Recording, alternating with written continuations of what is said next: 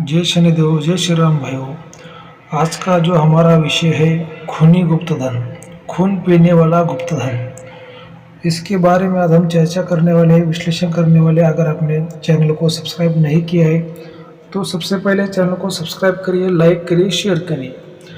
जो चैनल का संदेश है भाई, कानून के खिलाफ, धर्म के खिलाफ कोई भी काम मत करिए भाइयों। देखिए, जो हम आपको अपने चैनल पर जानकारी देने की कोशिश करते हैं, ऐसी जानकारी आपको कहीं भी सुनने को नहीं मिलेगी। इसी वजह से मैं आपको बार बार कहता हूँ कि चैनल को सब्सक्राइब करिए, वीडियो को पूरा देखिए, ध्यान से देखिए, लाइक करिए। तो भाइयों, खूनी गुप्तधन ये क्या है?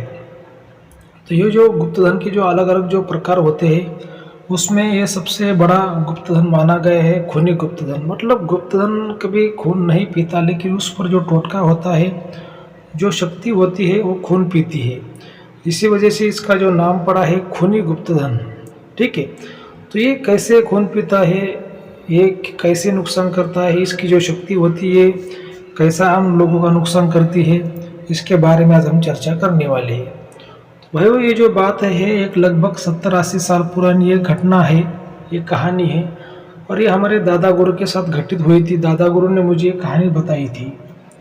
तो भाइयों, बात ऐसी कि जो दादा गुरु के बहुत से शिष्य हुआ करते थे, कोई महिला शिष्य भी बहुत से हुआ करते थे, पुरुष शिष्य भी बहुत से उनके हुआ करते थे।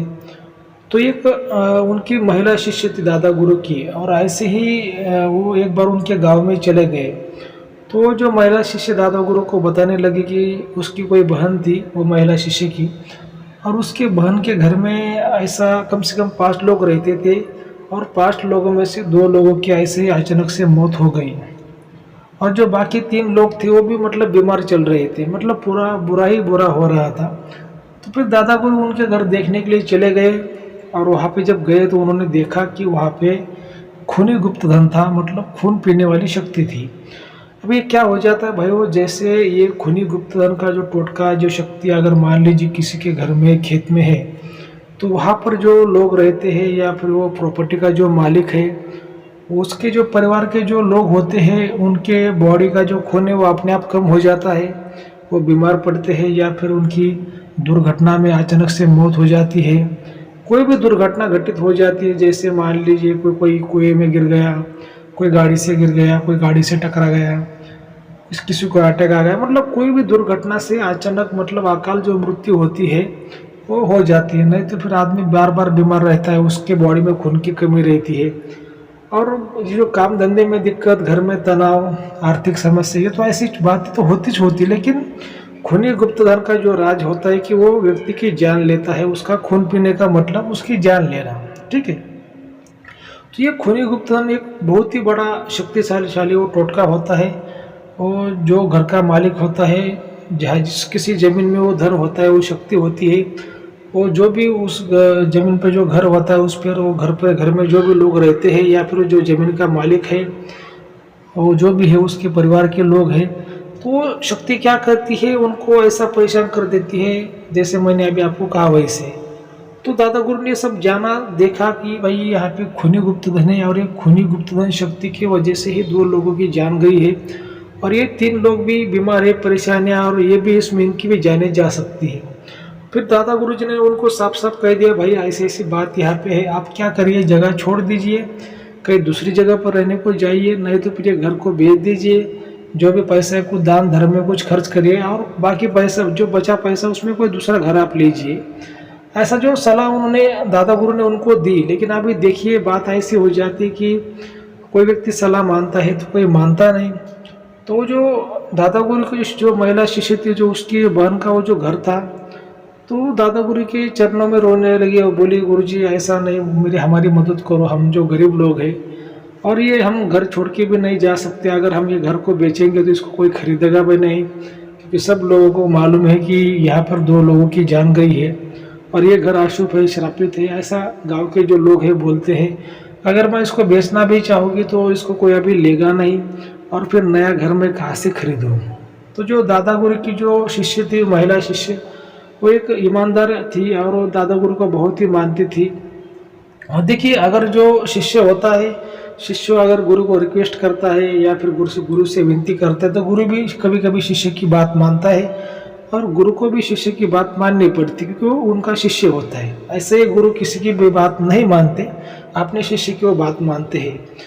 तो वो जो महिला शिष्य दादा गुरु की बहुत ही मतलब ईमानदार भक्त थी, उनको जैसा उनकी शिष्य थी वो ईमानदार। तो उन्होंने रिक्वेस्ट किया कि गुरुजी ये मेरी बहन है और ये कहाँ जाएगी बेचारी, कहाँ रहेगी, और पहले ही इतनी बड़ी दुर्घटना हुई है, इसका इतना नुकसान हुआ है, तो आप इसमें कुछ ना कुछ हल निकालिए। तो क्या है कि फिर दादा गुरु ने उस टाइम पे जो हल निकाला था भाइयों, जो खुली गुप्तधन जो शक्तियाँ रहती, उसमें एक ही हल होता है कि अगर ऐसे गुप्तधन शक्ति को शांत किया जाए या फिर वो गुप्तधन को प्राप्त किया जाए, तो उसके लिए क्या हो जाता है, जो जानवर होते हैं जंगली जानवर, कम से कम 5 जानवरों की जो शक्ति सैंपल मांगती है, जैसा खून मांगती है, हो सकता है कि भाई एक जानवर का 50 ml हो, 100 ml हो, 200 ml हो। जैसा डॉक्टर लोग हमारे इंसान के बॉडी का जैसा खून निकालते हैं, वैसा ही जो जानवर के जो सैंपल रहते हैं, वैसा वो शक्ति को खून वो देने पड़ते हैं। उसके बाद में क्या हो जाता है कि जो शक्ति होती है वो शांत हो जाती है और वहाँ से चली जाती है, और जो भी वहाँ पे कुछ खजाना है, वो माल है, वो जो वहाँ का जो तांत्रिक है, यहाँ पर जो रहने वाले लोग हैं, उनको भी वो देती है। लेकिन देखिए, अगर ये ऐसे खजाने किसी को मिलते हैं तो ये दान धर्म में खजाने खर्च करने पड़ते हैं भाई, कम से कम 50% 70% ऐसे खजाने दान धर्म में खर्च करने पड़ते हैं। तो जो अभी 2024 का ज़माना है, ऐसे ज़माने में, अभी के ज़माने में ऐसा कोई भी ईमानदार व्यक्ति नहीं कि भाई वो खजाना मिलने के बाद में 70% खजाना वो दान करे। क्या ऐसा कोई भी व्यक्ति दुनिया में अभी मौजूद नहीं है क्या? वो पहले ज़माने की बात है, पहले लोग ईमानदार थे, धर्म को मानने वाले थे भाई, तो उनको खजाना मिल भी गया तो उसमें से आधा दान धर्म के लिए खर्च कर देते थे, उनको कोई ज़्यादा लालच नहीं थी। लेकिन अभी का ज़माना ऐसे भाई, लोग पैसों के लिए एक दूसरे को मार रहे हैं, खाली 10,000 के लिए एक दूसरे का खून कर रहे, खून के पैसे हो गए, भाई भाई को मार रहा, खाली 1 एकड़ 2 एकड़ ज़मीन के लिए, 10 लाख के लिए, 20 लाख की जो ज़मीन होती है अपने, उसके लिए भाई भाई को मार रहा। मतलब अभी का ज़माना बहुत ही स्वार्थी है भाइयों। ऐसे ज़माने में अगर कोई गुरु किसी की मदद भी करता है तो मान लीजिए ऐसा इतना दान धर्म कोई भी नहीं करेगा। लेकिन ये जो कहानी है, जो घटना है, पहले ज़माने की है, ये आपको इसमें ध्यान में रखना है। तो यह ऐसी घटना घटित हुई थी जो खूनी गुप्तधन की। फिर जो भी वो घर में जो कुछ बीमार लोग थे वो अच्छे होने शुरू हो गए। वो जो शक्ति थी वो महिला शिष्य के बहन के घर की, वो भी शक्ति वहाँ से चली गई। देखिए भाइयों, गुरु करना पड़ता है, जब तक आप गुरु नहीं करते तब आप ये बातों को नहीं समझ पाते। और गुरु क्या है, हमेशा शिष्य की मदद करता है, उससे नुकसान से बचाता है, संकटों से उसको बचाता है। लेकिन शिष्य भी वैसा होना चाहिए, वैसा ज्ञानी ईमानदार शिष्य होना चाहिए, गुरु का उसने दिल जीत लेना चाहिए। लेकिन अभी के ज़माने में जो लोग हैं खाली स्वार्थी लोग होते हैं भाई। लेकिन फिर भी कुछ अच्छे भी लोग हैं, इसकी वजह से दुनिया चल रही है। लेकिन जब तक आप गुरु नहीं करते और आप किसी अच्छे गुरु की सलाह नहीं लेते, तब तक आपको जीवन में कभी भी लाभ नहीं होगा। अगर लाभ भी आपको होगा तो उसका जो सुख शांति होती है आपको सही तरीके से नहीं मिलेगी। इसी वजह से हमेशा गुरु करना चाहिए। तो ठीक है भाइयों, आज का वीडियो आपको कैसा लगा? अगर अच्छा लगा तो अपने चैनल को सब्सक्राइब करिए, लाइक करिए, शेयर करिए। जय शनिदेव, जय श्री राम।